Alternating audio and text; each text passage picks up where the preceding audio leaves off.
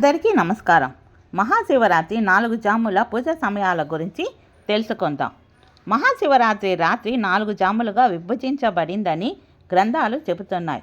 భక్తులు తమ సౌలభ్యం ప్రకారం ఏ జాములోనైనా లేదా 4 జాములలోనైనా శివుడిని పూజించవచ్చు.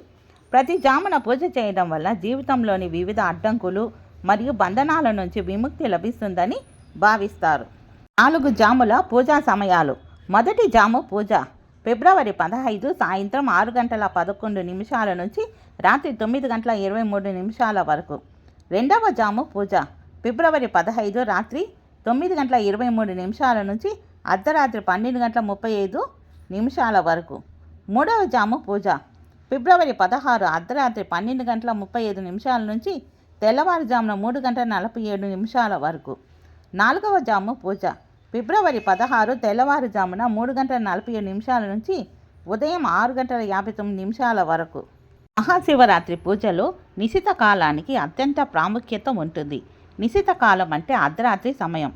2026లో ఈ ముహూర్తం రాత్రి 12:09 నుంచి రాత్రి 1:01 వరకు ఉంటుంది.